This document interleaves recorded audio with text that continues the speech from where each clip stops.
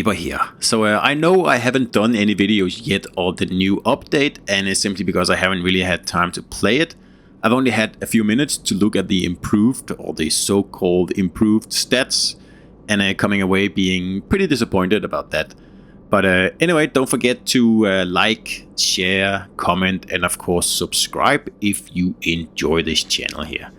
So this video here, like I said, is about Minotaur. So I'm running an agile radar build, quite a difficult build, and this is Tenant, but I have the Mordorf guys on it, and it's a pretty standard agile build here, double rudder and improved reload in the last slot, meaning you can get the agility of the ship here down to about 2.3 second rudder and 38 knots. 660 turning radius, which is really good actually for a legendary cruiser, making Minotaur probably one of the most entertaining legendary agile cruisers there is, and there aren't many of them. That's another thing. Now I haven't tried the Napoli yet, but it doesn't seem like it'll be a good agile cruiser. It looks too much like an Alaska to me, really. But I guess we'll find out. I'll try to take it out in the coming days. So we start this game here out in, you know, the classic Minotaur way, or at least the classic radar Minotaur way. Get in somewhere where you are in cover, and then pop the radar to either, you know, dispose of the DG or scare them away so you can grab the cap in the meantime. And in this case here, the gearing is running away, so we're going to shoot at him, but can't really pop my nose around this corner here because he does have a lot of support. So I don't want to, you know, give chase. We're going to deal with this guy later. Right now is not the time because, yeah, it would be the death of me. So we're just going to settle, instead just taking this cap here, making sure that he doesn't get it. And he's running away, so he's going to not be able to spot for his team for quite a while here. And my battleship is in an okay position here behind me, perhaps a little bit too far away. But I do have battleship backup, which is amazing, and it's also the reason that neither this Ibuki or the other battleship here are actually pushing in. But that's obviously something I'm really happy about, and when this doesn't happen, I complain about it, but in this case here, I'm actually quite happy. Except the fact that the battleship is going a little bit too far away now. But, I mean, you cannot be too picky, right? So the only real problem on this flank now is that I have too much backup. I have 3 battleships over here, and none of them are really, you know, starting to make a move somewhere a little bit more useful, because I really only need 1 battleship to keep these guys at bay, and the rest, you know, will be better off covering B and especially C that we are actually losing at the moment, because I can keep this destroyer off the battleship. And the battleship can keep the cruiser and the battleship off me. So I really just need a battleship. We have the cap, so we don't have to make any moves over here. We're in the defensive position, which is always preferable. While the gearing and the Montana and the Ibuki, they have to make a move, because otherwise we're going to get too far ahead on points here. But I am starting to worry a little bit about the B cap. And as a cruiser, as a support ship, especially an agile cruiser where I can reposition very quickly, I am starting to think that I should actually move over there, because you can see the enemy still have 3 destroyers left, and that gearing there, I don't think I'm ever going to get a shot at him. He's playing too carefully, and since none of my battleships are making a move from this flank here, it kind of means that I have to move over to the B cap here, because there's only 1 destroyer over there and we don't want to lose that. And you always have to make these judgment calls here. I mean, is it the right move? I don't know. I think it is. I will be leaving my battleships to this gearing here, of course, but there are more important things to do in this game here than always babysit battleships, especially when they just congregate too many of them in one spot. There's not really much you can do about that. So it also looks like the gearing is actually torping me instead of the battleships. So I just pop my radar here before I leave, just in case. So at least the destroyer could be spotted, and in case he was making a move, I could, you know, change my mind and return. But as it is now, I need to go back and, well, not go back. I need to go into the middle of the map and defend the B cap, because I am pretty sure one of those destroyers is going to go for it very, very soon. And there's the torps, and we need to keep the middle map, the middle cap. That's the most important cap, especially on this map here, because it's so difficult to take. And someone did a really good job in the beginning taking it, so that's obviously something we need to keep. And if I have to come back to the A cap later, I will. But at the moment, there's more important things. You can see everyone's leaving this B cap here, and that's obviously a bad idea because we're going to lose it. So the Montana gets the Kurfürst there, and if they can slug it out over there for a while, that'll buy me some time to actually dispose of this sneaky destroyer that's just around this corner here. I'm sure he's there because I know he's just waiting for the cap to be undefended and then move in. So I cannot, guard two caps at the same time. And there are battleships over at A, and there's actually a cruiser as well.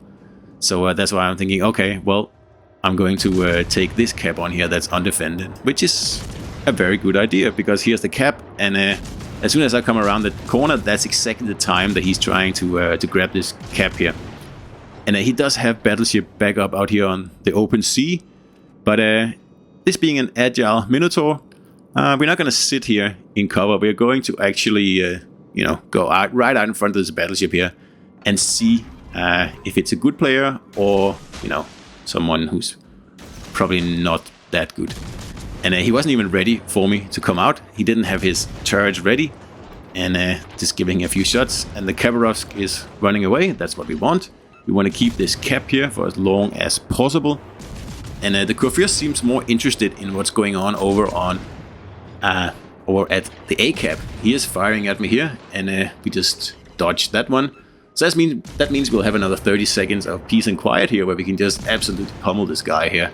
And with all those torps incoming, I don't think this is going to end well for him. So, yes, we had to give up the A cap, but I think it was well worth it.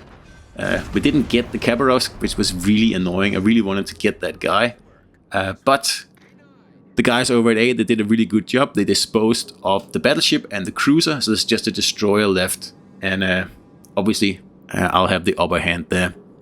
So, again, I'm forced to leave the B cap behind.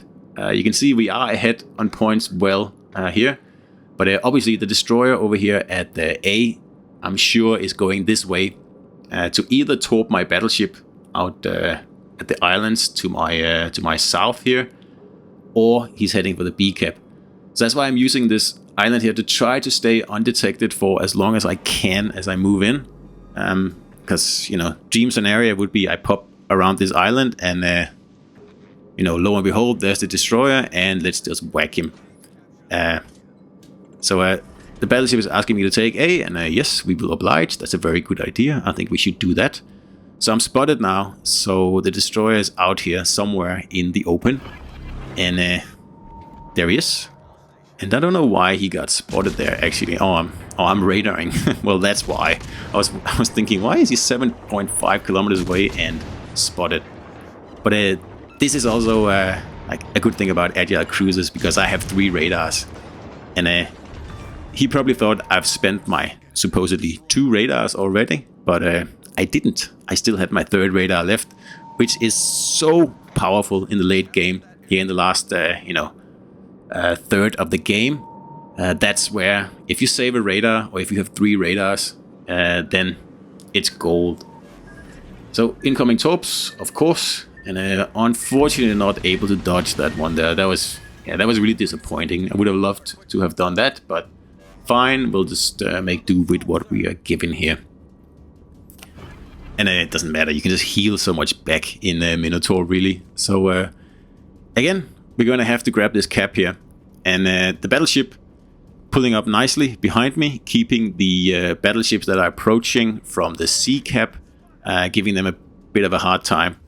Now he's spotted, and that looks like it's the destroyer out in the open water, and there's a destroyer between the battleship and the destroyers. That should be okay. He can spot the torpedoes if they are incoming. So this here is the critical moment because there's 5 minutes left. We are ahead by 200 something points. Oh, okay, a little bit less now. We lost the shimmer. And the fact is that the Reds can still win. All they have to do is take the B cap. And there's no ships over there to defend it. So I'm going to have to move over there to go back there again and see if I can't keep them out of that cap. Because there's 5 minutes left, and if they grab 2 caps, they will overtake us on point, and they will end up winning unless we can sink them all. And I don't think, well, it doesn't look like we'll be able to sink all of the enemies in this game here, unfortunately. I don't know if the destroyer is guarding the battleship out there. I mean, it's not like entirely silly. It's hard for me to judge what's going on out there, so I'm going to give him the benefit of the doubt here. But the Marco Polo is moving in for the B cap, exactly as I predicted. And it's, of course, up to me to keep him out. So there's only 4.5 minutes left now, and we are ahead by 200 points now.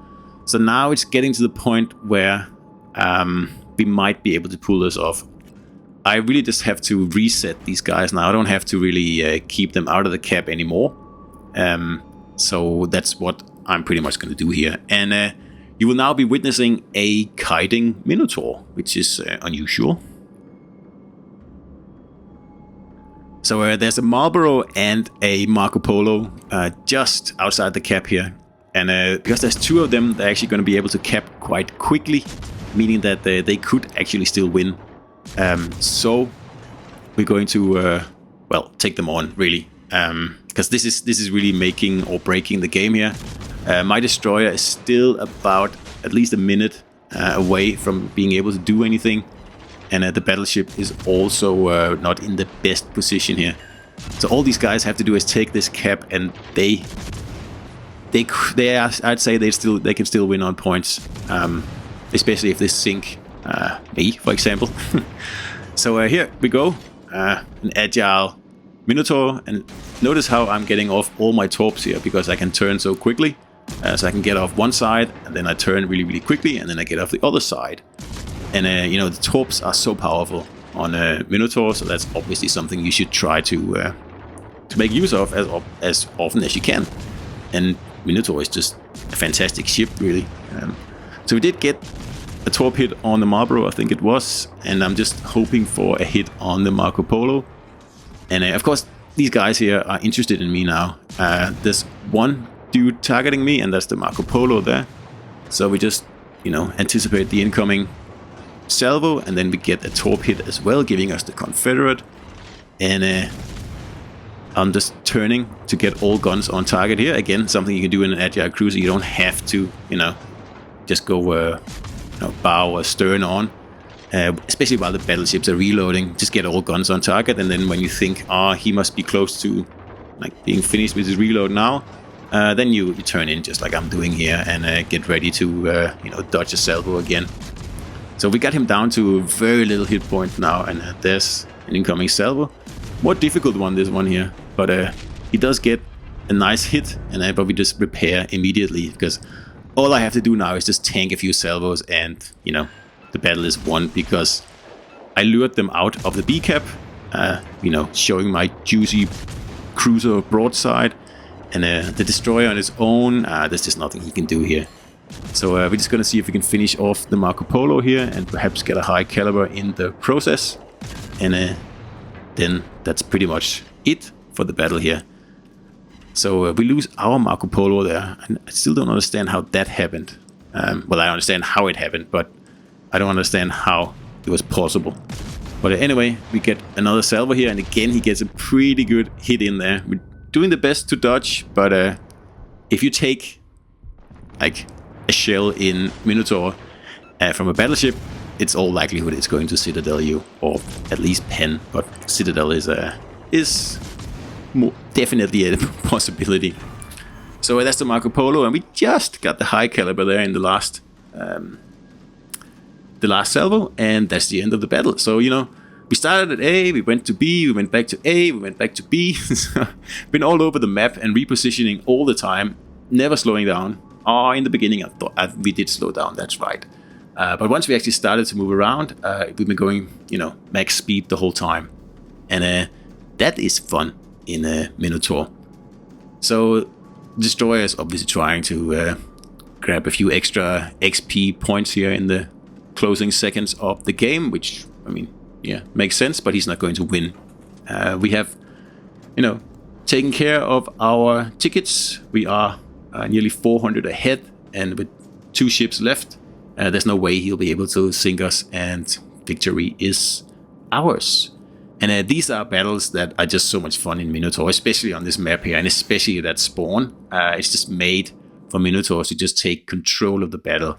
And I just got a Dreadnought there as well. Well deserved, I think, well deserved.